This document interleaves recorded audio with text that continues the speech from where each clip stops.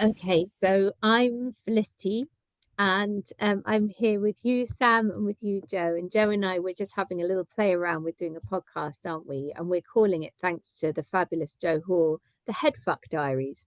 And we're calling it the Headf Diaries because we want to tell the stories of times when we have, or people that we know or love or connect with, have been through big head fucks, and someone's been there for them in a profound and life-altering way. And this podcast is about honoring those moments and hearing from both sides of the party what that was like and what that meant, and maybe how that lives with each of you now.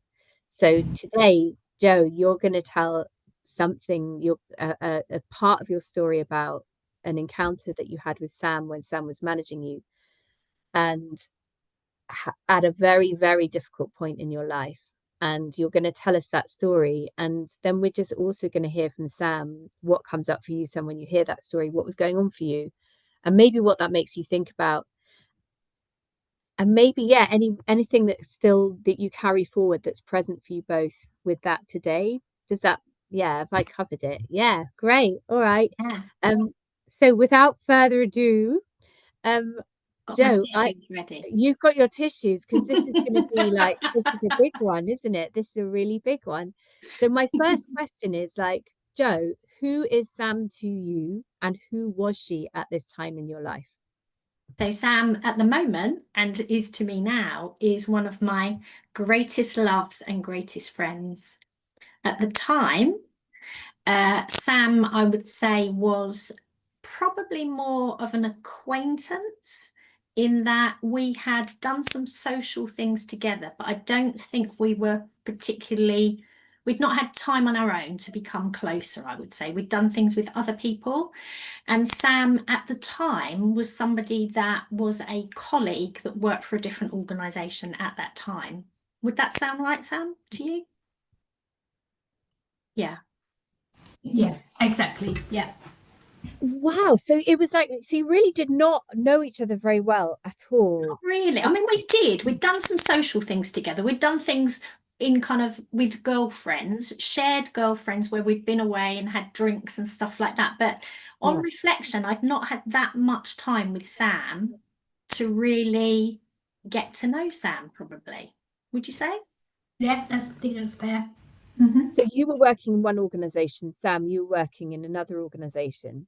And Joe, yeah. So let's ask the question. Yeah, like, and you kind of connected a little bit. What happened to you, Joe? And how did Sam show up for you? So start with, yeah, what happened? So it was in 2013 that I was diagnosed with breast cancer. So I was working for the acute trust. Sam was working for the commissioning ECG commissioning body at the time. And so Sam was Part of the commissioning, NHS. yeah, Yeah, part of sorry, the go on. NHS. Yeah, sorry, yeah, part Yeah. of the NHS. And obviously knew of each other because we were kind of working in similar circles. Sam had a very close friend, or we both had a good friend that was working with Sam at the time. Sadly, that person is no longer with us, which is equally probably another podcast.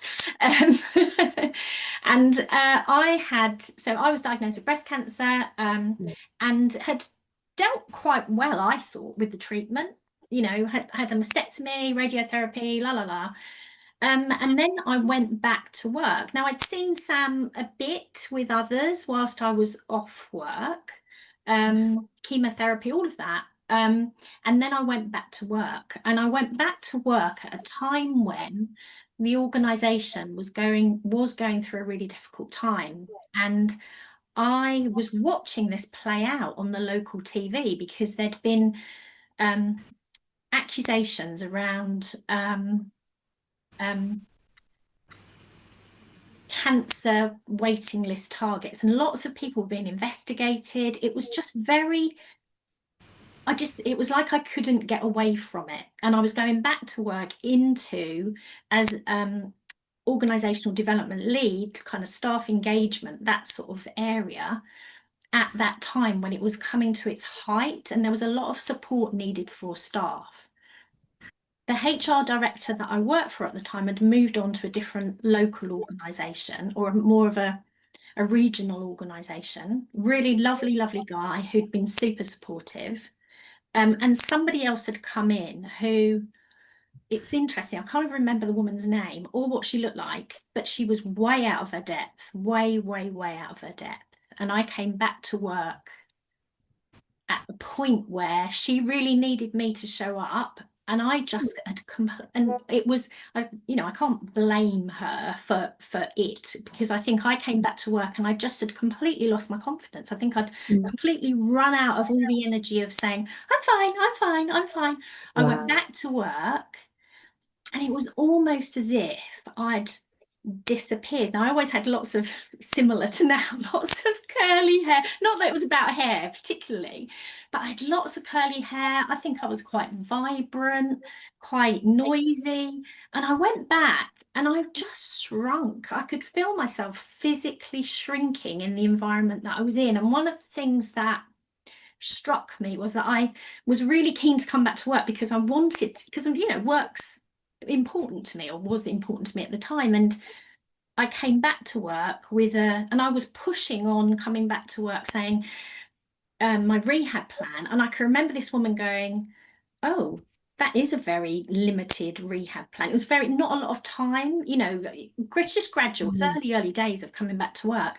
And what happened was that she would put meetings at the times that I wasn't there or supposed to be there. And I just felt that I had to turn up. And basically, I just completely closed down. I just completely lost all of my confidence. And this is why I'm going to get upstairs, sorry. Yeah. Do you mind if I just, oh, sorry. No, it's fine. You can carry on. Yeah. No. Well, I was just going to say, there's so much in that, isn't there? Because like one of the things was that you were just saying that there's this huge amount of scrutiny on the organisation. And if you haven't worked in a public sector organisation when that scrutiny and that media scrutiny hits, it's very hard to understand what that feels like. But it's excoriating, isn't it? It's like everything's being turned inside out, and the anxiety goes so high. So you had just come back and you've been so bouncy, you know, like I'm going to get, you know, in this really can-do way during your cancer and your cancer treatment. And then you came back, you know, raring to go and wanting to seize life again into this environment where there was this huge level of scrutiny and excoriation, and the structures that you knew were gone. The person that you'd felt very safe with was suddenly gone, and there was someone there who was just, not from any bad way, but just was putting that level of pressure. What was it? Yeah, what were those? Yeah, because that's clearly so emotional for you now, and you don't have to answer it, Jo, but I was wondering, what with those tears, like what were those tears saying? Like what was that feeling? What was it? I think because of the role, the expectation was that I would be there to support the staff. Yeah. And I just couldn't. So I couldn't do it. And it was clear that I couldn't do it. And I think there was a frustration with this person that this person had no history with me. So in came this little frail thing that was bald that was just really fragile, and she needed somebody that was gonna sort it out for her, and I just couldn't. Oh, wow. You know, you said like, because I mean, that was the first, because I almost didn't know what you meant when you said I've got this hair, and you're like, because your hair is part of you, isn't it, Jo? It's like this, like beautifully, like, you know, like bouncing, colourful, dizzy, messy. It was like I disappeared. It was like I was disappearing, because people didn't recognise me in the corridor, which was fine. You know, it's not, I didn't expect them to, but it was like I disappeared.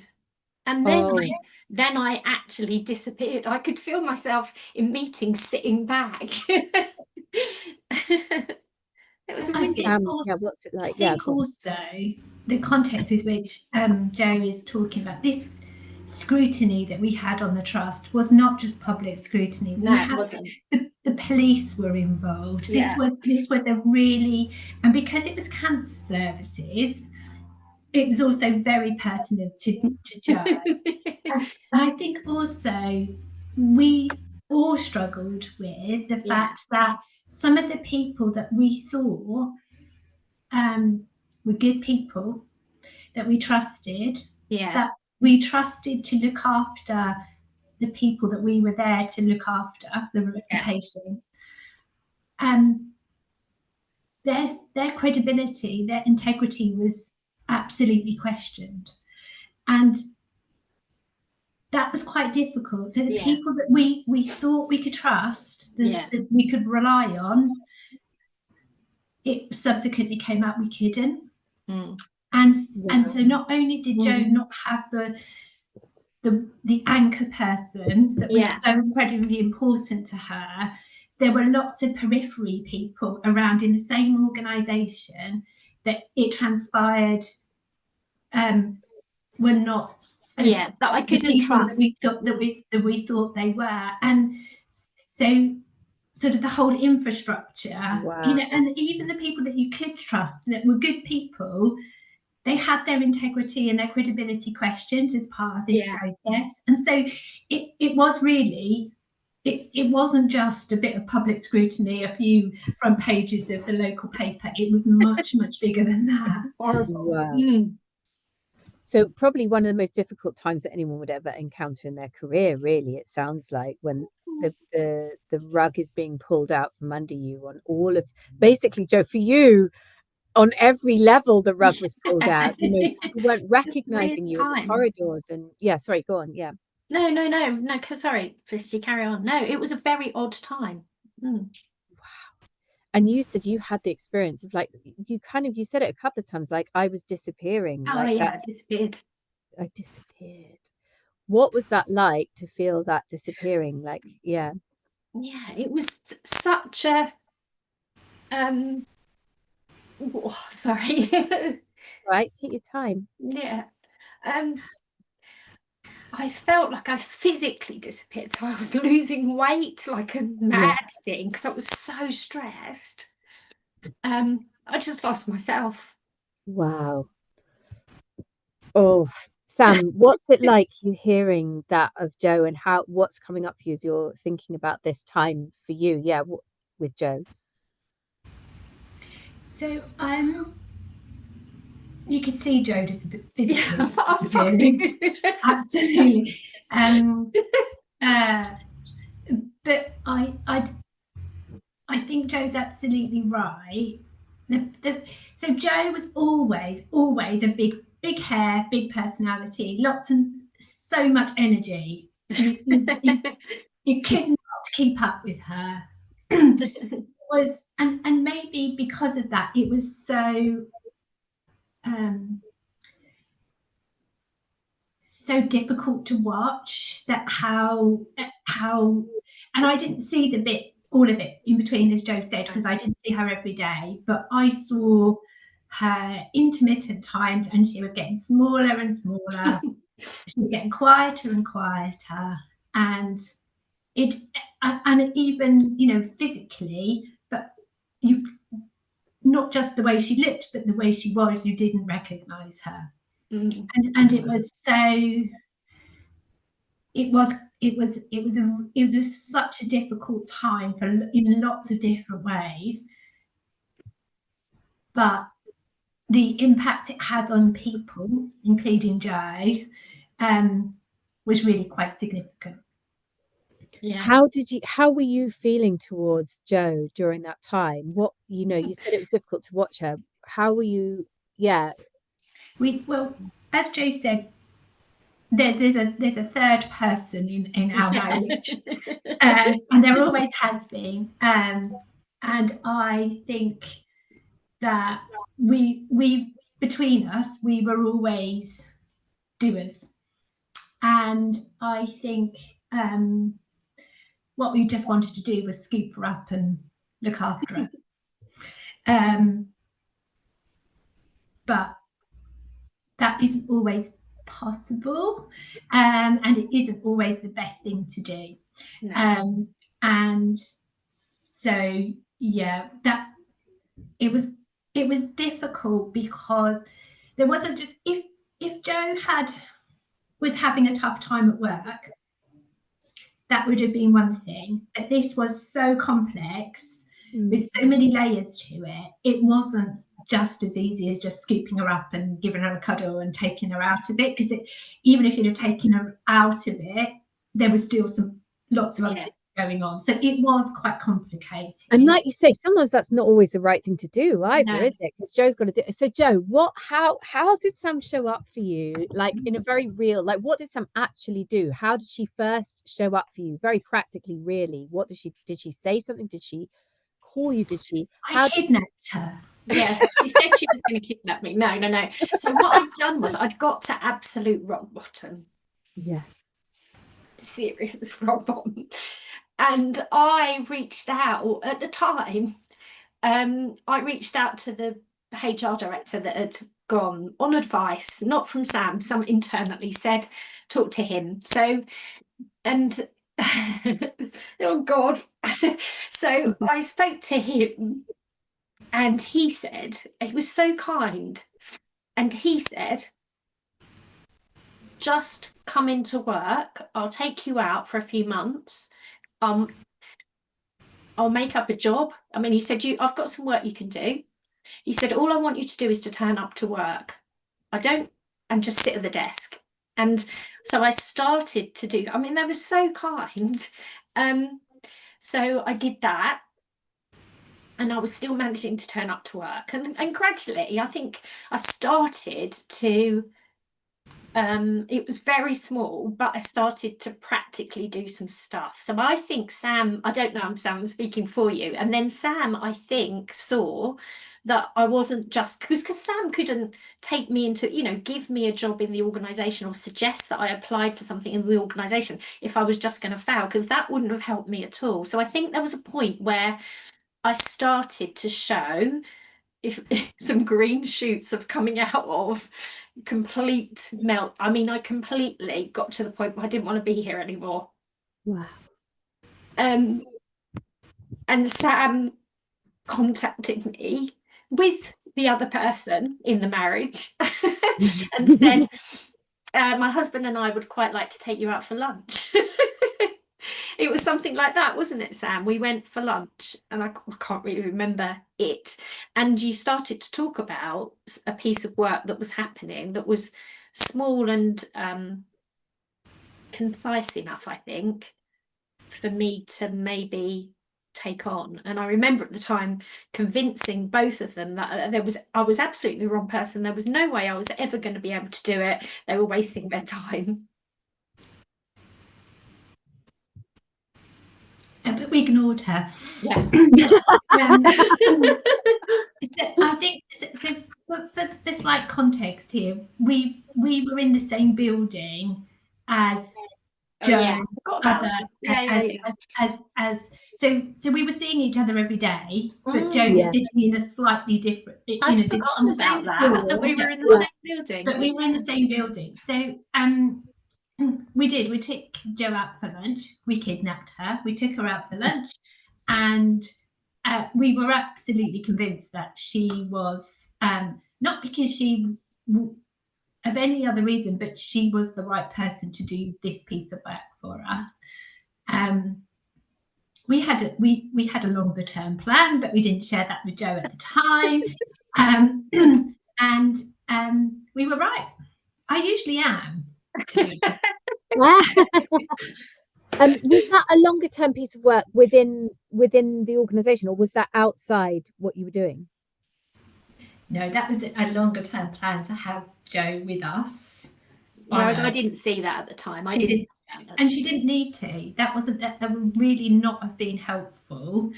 But what we wanted to do was to build it up slowly, and also because Jo had never worked in that environment before. So it was a safe place, but it was a different environment. So we had a plan, but we had to slowly execute the plan.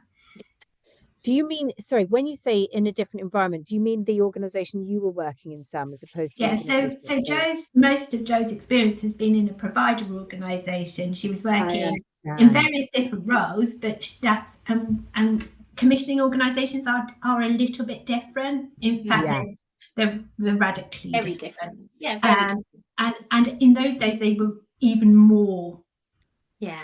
Sort of there was a definite line between the two. Yeah. And there was a bit of a tension between the two organisations as well. So we just really didn't want Jo to get caught up in that.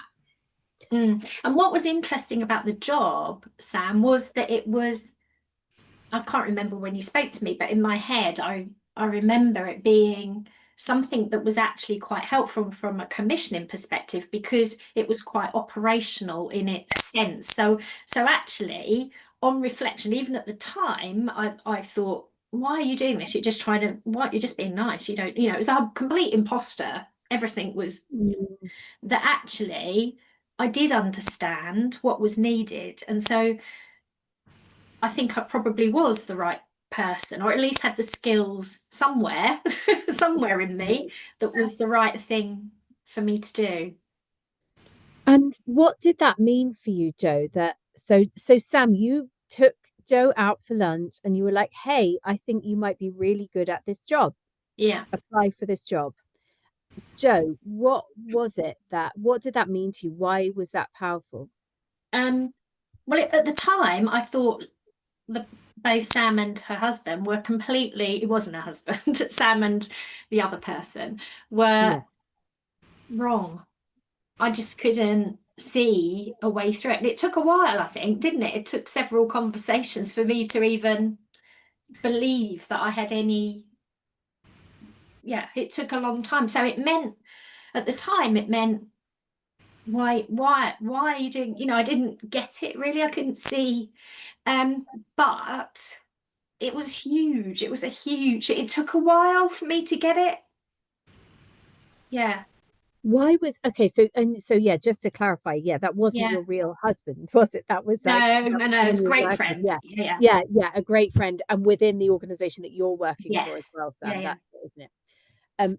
So you said like it was huge. Why was it so huge? What impact did it have? What was it about them saying, look, we think you'd be really good at this job. We want you to apply for this job. Please come and work with us. Because it was from a work perspective, it was something completely different. It was an opportunity to do something different. It took me, and I think there was something about, when I say it took me out of the situation, I was in a position where I didn't necessarily want to be taken out of the situation. I wanted to thrive back in that situation. I didn't want to fail and have to go somewhere else. There was a whole kind of tension around that. But actually it showed, they could see that there was a much bigger, I guess, opportunity for me. I think I was quite closed in. And for me personally, for somebody to see that, even though I couldn't see anything in myself at all, was massive. Wow. Yeah. Someone being able to see something in you that you fundamentally were not seeing in that moment. No. And you had powered through cancer. So sorry, Sam, go on. Yeah. I think it was a little bit not that Jo had lost sight of how wonderful she was. It wasn't that she had lost the wonderfulness, that she just lost sight of it. Yeah. And so it was because the one thing that we had in those days was a very we worked in an environment that was very professional, but very, very friendly and supportive and social. And that's what we were also able to give to Jo. Yeah. It was a much smaller organisation from where she came from. We were much actually, you probably knew the names of every single person in the organisation, which was different to where Jo had come from. So there there was lots of, it felt like more of a little family than it did, you know, a very big organisation. So I think it was just about value for Jo. She could see how she was a huge value to quite a small team, rather than being a very small fish in a very big pond that was struggling over there. Wow. And for you to have had that insight, you know, to have seen that is really important, isn't it? That's the really important piece here, that you could see that, Sam, and you could see from a business perspective, it was still a tick for you. And from a human kindness perspective, it was really important. And what was great about it was that the majority of the relationships I had, or that I began to grow in that smaller organisation, were based on nothing. I came in, and instead of it being people I knew that had suddenly changed, you know, all of that unsteadiness, if you like, as Sam described earlier, I came into an organisation where I was making new relationships, and it was all about me you know, deciding if they had integrity or deciding if they were trustworthy. I was back in control of that trust. And yeah, I think that put me in a much better footing to recover. Oh, so there was something as well about coming into a new environment, because I was thinking, as soon as you said that, coming to a new environment, I had to make all those relationships, and I was like, gosh, if I was feeling a bit on the floor, I might find that difficult. But actually for you, there was something really powerful, it sounds like, about There going, was. Mm. that I have, somehow you felt more in control. Yeah, Can you just yeah, dip I into felt that a more little in bit? control of it because I didn't have to go and be everything to everybody. I could just decide. And they didn't know the Jo that was before. No, So that's the true. difference is that Jo could be Jo. She wasn't trying to be the Jo that she was previously, because that's what people were expecting. And also because it was new, she didn't have to in any way prove to people that she was well enough to be, you know, there was something about taking her out of that environment where there was huge expectations, there was huge levels of it, as we said, there's huge chaos and confusion and horribleness, and put her, and by just removing her from that environment and putting her into another environment surrounded by people that were getting to know her as a person, not the person that she was or the role that she had. That was when she started to thrive and open up and recover, as you say. Yeah, definitely recover. And I can remember laughing, like belly laughing very early on. We don't need to go into the detail, but belly laughing, yeah, on the first day, and thinking, I can't remember the last time I laughed. So beautiful. That's so lovely. Yes, and yeah, so if you were going to say something to Sam, Jo, what message did you really like have in your heart that you wanted to offer Sam on that? Yeah.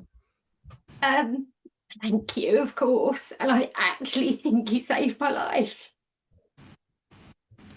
because I was so low.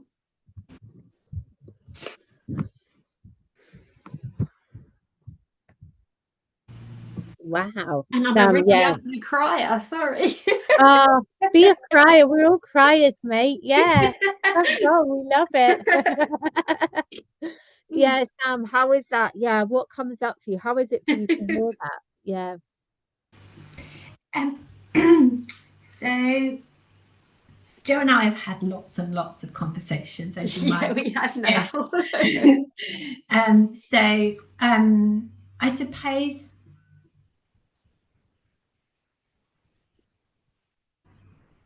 so. As we said at the beginning, Jo is very, very special, and is one of those people that you feel very, very lucky to have as your friend, and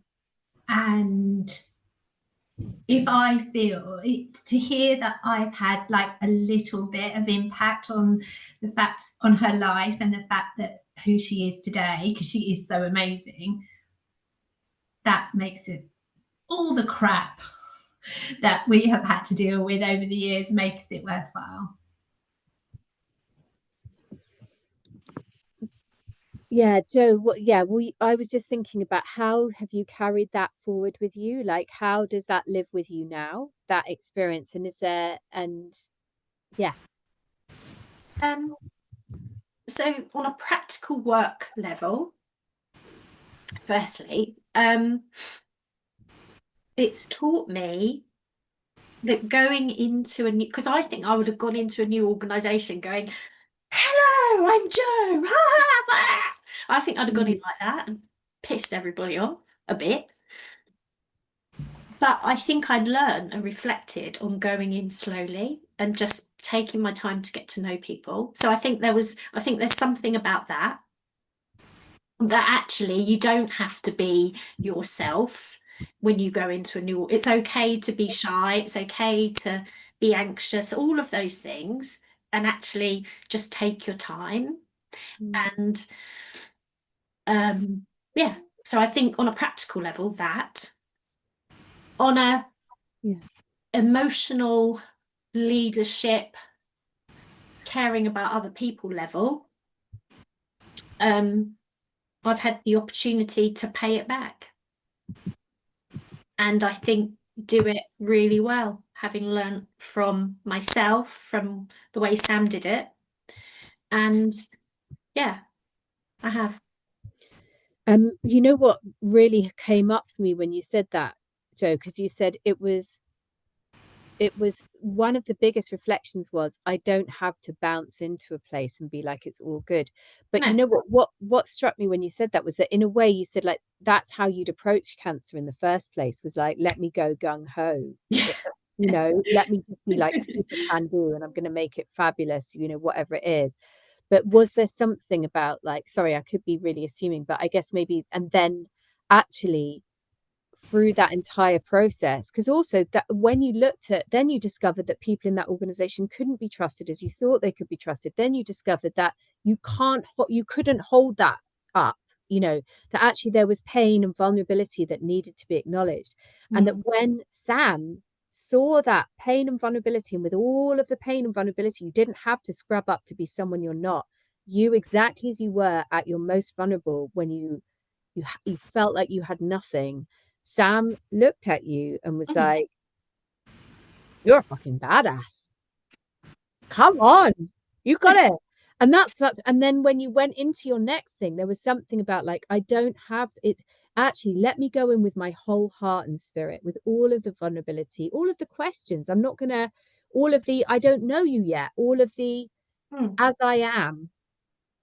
Yeah, as yeah, I am. I could be wrong about that. Yeah, what's your thoughts on that? So yes, and I'm still a bit bouncy, I know I am, but I think that's who I am, and I think that's why people want me in, so that's fine.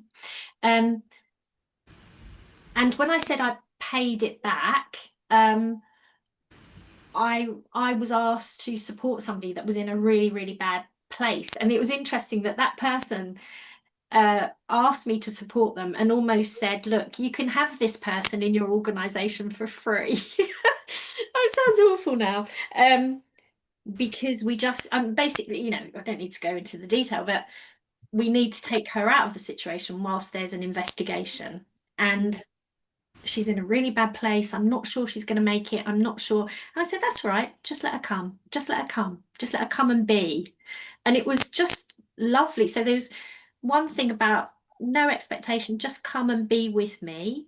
And then secondly, to be able to share that once I felt safe to talk to her about that, that I'd been in a similar place emotionally, and she's absolutely thriving now. She's absolutely thriving, and I'm not sure. I think I might have gone, oh really, is she that bad, is she in that bad a way? I don't know. I'd like to think I would have given her an opportunity, but I absolutely wanted to give her the opportunity because I thought, you know what, you've got those skills, you have those skills, as Sam identified, you'd be great. And then we eventually found the funding to keep her, and her, or, you know, we kept her longer term now, but she's off thriving somewhere else now, doing something marvelous. So Yeah, I love that. And what I'm hearing is that you're like, Felicity, yeah, and I will still bounce. I'll always bounce. And I'm like, yeah, that's yeah, brilliant, isn't it? We don't want to lose I the am. bounce. It's just That's we who I want to am. bring all of the parts of ourselves with that, with Yeah, the vulnerability as well. Like that's yeah, also welcome here. And I think that was maybe something of what Sam showed you, is like,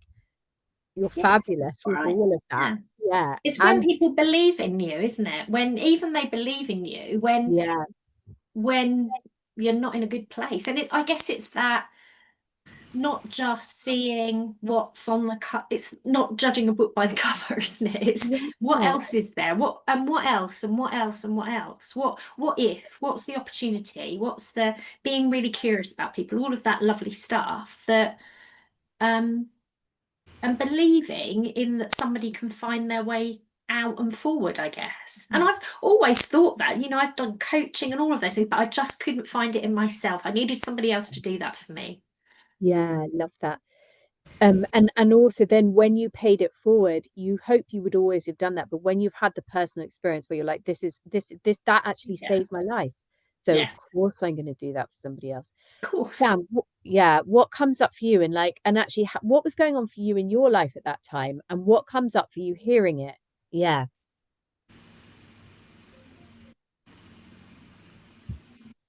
So I suppose, do you know what? I've got no idea what was going on with my life at that point. No. Stuff going on. So I know that I was very, very focused on work in those days. That was very important to me, and especially at the time of this particular experience, because we were sort of going from one organizational form to another, and I was looking to that. I suppose it doesn't matter how many times you have the conversation, each time you hear it, it still has a huge impact on me, because I'd hope that I would, you look back, and I'm about to finish work in a couple of days' time, and you do reflect back on the people that you have worked with, and I hope that I have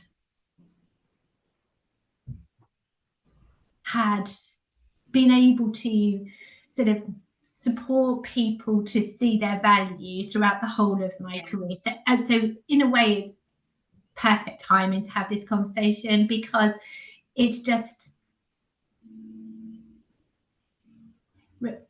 I want to walk away having good memories. And it was a horrible, horrible experience, but there were some really lovely things that came out of it. And I, you know, it doesn't matter how many times you hear it, it's still very, very powerful. And I'm just very lucky that I've got Joe in my life.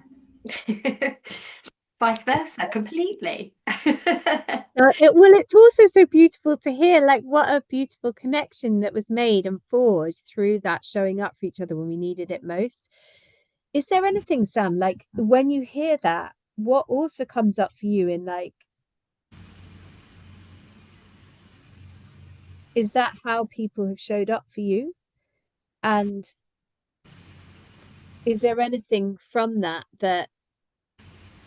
because, yeah, is there anything from that you would go, look, when you see someone in this place, this is what happens, this is what's needed here, you know?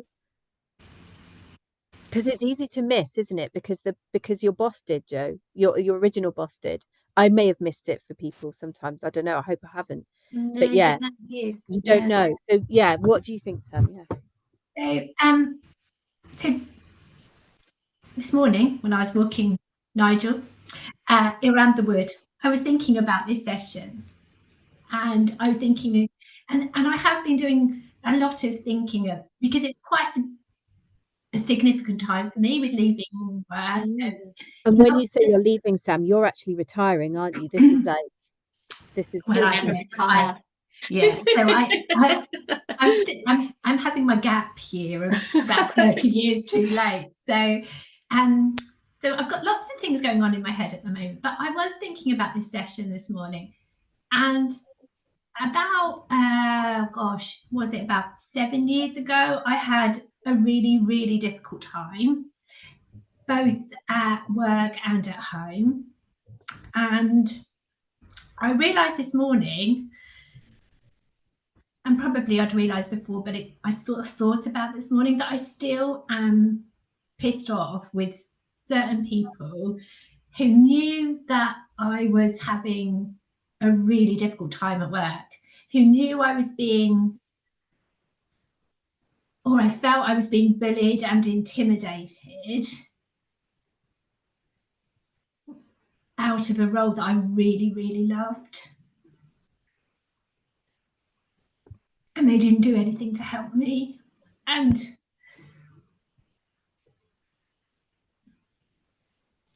that is quite hard. Yeah. And what's really hard is one of them was a female, and I don't know why that makes it so more difficult, because the NHS is very, very male, white, middle class, middle-aged dominated, with a particular behaviour. And I realised this morning that I'm still really disappointed, really pissed off, and I probably still have a bit of a grudge against the people that I know. They knew I was being put in this position and did absolutely nothing to help me. And so the only way I could cope with that, and there was lots of other things going on as well, but the only way I could cope with that was to walk away. And luckily I landed somewhere that gradually helped me get my confidence back. But I'm really still, I realised this morning I'm really annoyed about it still. And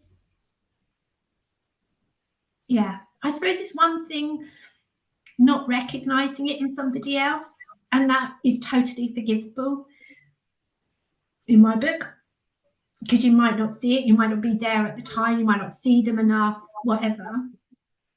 But to know about it and to make a conscious decision not to even acknowledge it or put a hand out to help, I just think is that I'm having trouble forgiving that bit. You know, what sort of comes up for me is, you know, you said that thing and about the NHS. You said it's a largely, it's quite, especially in the upper echelons, very white, male, middle class dominated. And what comes up for me is that you said that there is something that feels heinous when we witness inequality and we do nothing about it. And we witness oppression and we do nothing about it. And I guess that was such a call to arms. What came up in my heart when you said that, Sam, that is such a call to arms to me, to all of us, to be like, where to be continually like, where are the spaces and situations that we have to be resolute in speaking up? Because the experience of being excluded and oppressed or bullied or othered or marginalized is heinous. And when it is witnessed and nothing is done, it sounds like there was something about that nothing being done. What was it about that? Why? What did it say to you, Sam, that you felt like you see this but you're not doing anything? What did that say to you? What did that make you feel? So I suppose it comes back to what Jo said. It just erodes at your confidence. It erodes the value. It changes your view on people. You know, even if somebody has said to me, look, we know this is going on, but actually there's nothing we can do about it, but we will help you in the background. But that wasn't even said. And so it makes you, there was, and there was lots of other stuff going on that was causing me to have issues with my confidence anyway. But it felt like I was a bit abandoned. I was a very, very lonely place. It's quite lonely being, because I was the chief officer of the CCG, so it's quite a lonely place anyway, because you've got a particular role to play. Yeah. But then to feel like the people that there was, I mean, the people that I thought I could rely on professionally to support me just weren't there. Personally, they were. You know, I got a huge amount of support personally, not from them, but they just weren't there. Wow. And you'd been there for them, I should imagine. I'm guessing the person, I don't know, we've not talked about this because this is new to you, isn't it, really? And you'd always been there for them because you'd always been there for everybody. And going back to your point, Felicity, I think it's and this conversation has helped with that, is to not see it is okay, forgivable. And I wonder if there's something about looking for it now, just being much more open and looking for it now, that actually there's an opportunity with everybody we see in the street, or there's loads of opportunities, aren't there, to just look for it in whatever is happening in people's lives.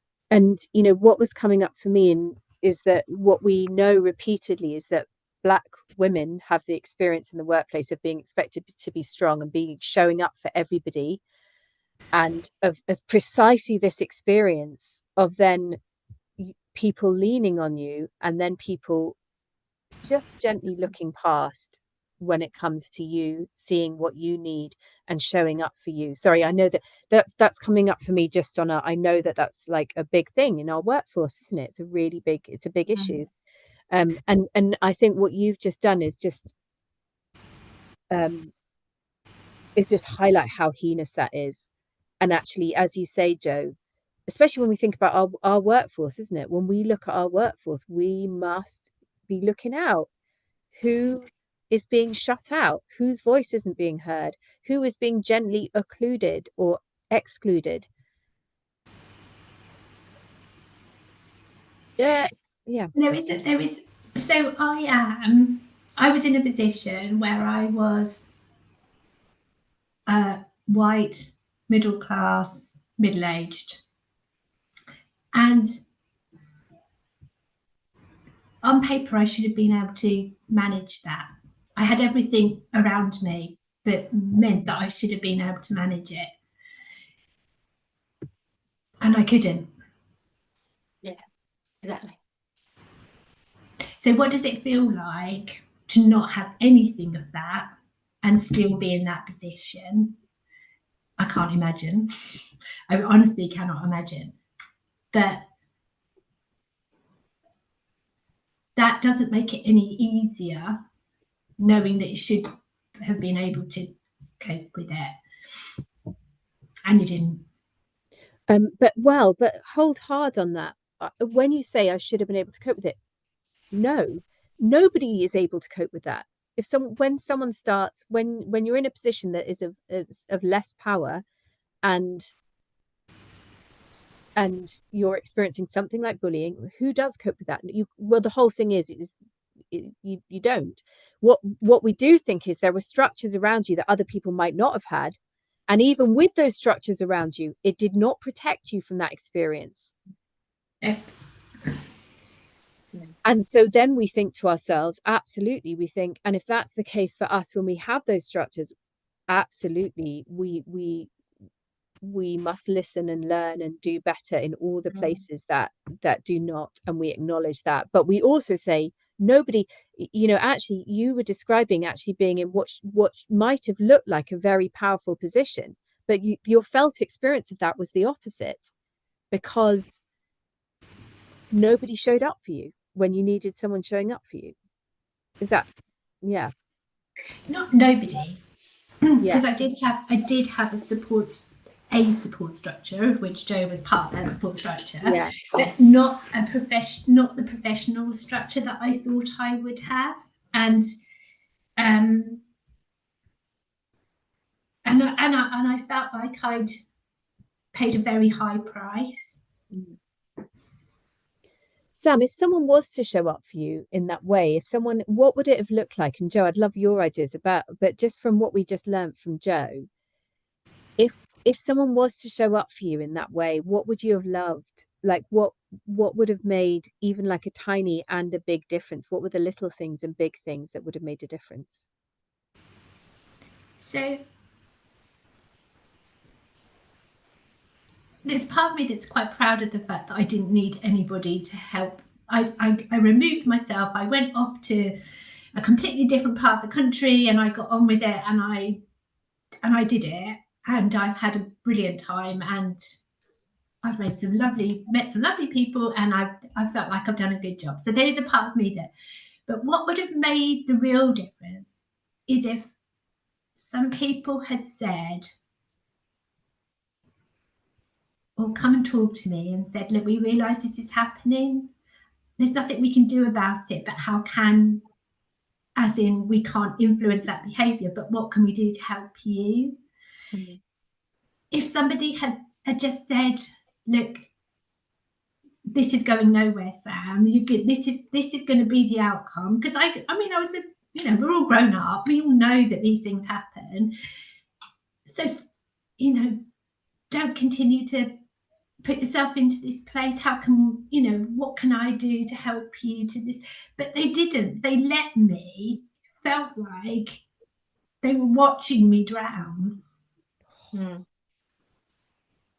I didn't need, in the end, I didn't need them to do that. I just needed somebody to be kind, really. Yeah. You didn't need someone to fix it. Actually, you fixed it brilliantly on your own. I fixed it for myself, which actually, if you look at it, maybe that's what the environment helped me do, because I had to get on and do it myself. But there wasn't a great deal of kindness. There wasn't. And I guess I was there for most of that. And my lasting memory of that is Sam sitting in our office on her own, surrounded by people with their doors closed.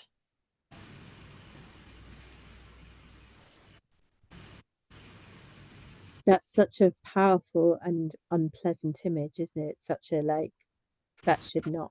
And interestingly, the desk, thinking about it now, the desk facing out, not into the whole organisation because there were 2 floors, but very glass, very visible, but not visible.